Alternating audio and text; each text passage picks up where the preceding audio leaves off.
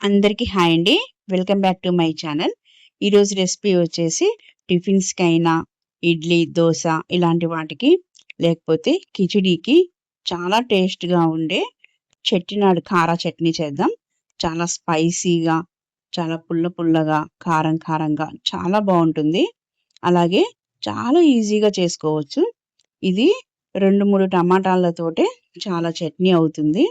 So, ఇది ఎలా చేయాలి? దీని ఇంగ్రీడియెంట్స్ ఏంటో చూసేద్దాం.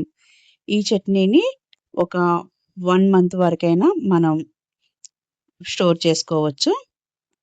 ముందుగా ఒక కుక్కర్ పెట్టేసి 2 టేబుల్ స్పూన్స్ ఆయిల్ వేయాలి. ఈ ఆయిల్ వేడెక్కాక 2 పెద్ద ఉల్లిపాయలు కట్ చేయాలి. కొంచెం పెద్ద సైజు కట్ చేసినా నో ప్రాబ్లమ్. వీటిని చక్కగా కుక్కర్ మొత్తం సర్దాలి. మొత్తం స్ప్రెడ్ అయ్యేలాగా. నెక్స్ట్ 2 పెద్ద సైజు టమాటాలు. ఇవి కూడా కొంచెం పెద్దగా కట్ చేసినా నో ప్రాబ్లమ్. వీటిని కూడా కుక్కర్ మొత్తం స్ప్రెడ్ చేయాలి.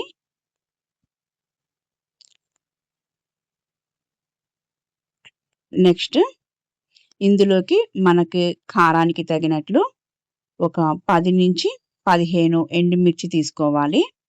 వీటిని చిన్న చిన్న ముక్కలుగా చేసి ఇవి కూడా స్ప్రెడ్ చేసేయాలి. ఇక్కడ కారం ఎక్కువ కావాలంటే ఇంకొంచెం ఎక్కువ తీసుకోవచ్చు. ఈ ఇంగ్రీడియెంట్స్‌కి మాత్రం ఒక 15 వరకు ఈ ఎండుమిర్చి సరిపోతాయి.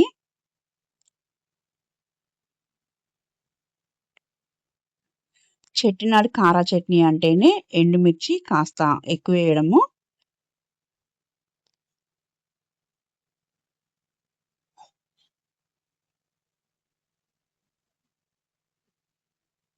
నెక్స్ట్ ఇందులోకి పుల్ల పుల్లగా ఉండడానికి నిమ్మకాయ సైజ్ అంతా చింతపండు తీసుకొని దాన్ని వాష్ చేసి చిన్న చిన్న ముక్కలుగా చేసి స్ప్రెడ్ చేసేయాలి.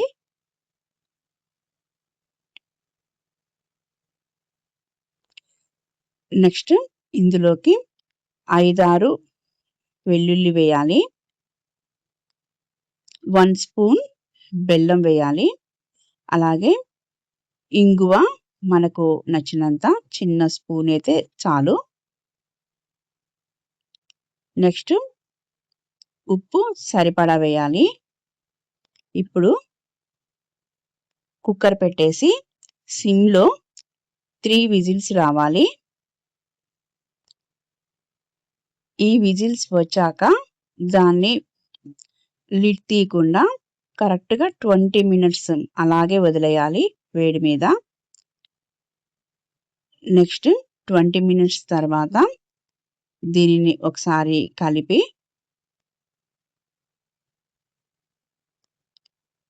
మిక్సీ జార్‌లోకి ట్రాన్స్‌ఫర్ చేయాలి. ఇందులో ఉన్న వాటరే కరెక్ట్‌గా సరిపోవాలి. ఎక్స్‌ట్రా వాటర్ అనేది అస్సలు యాడ్ చేయొద్దు. దీన్ని ఫైన్ పేస్ట్‌గా చేసుకోవాలి.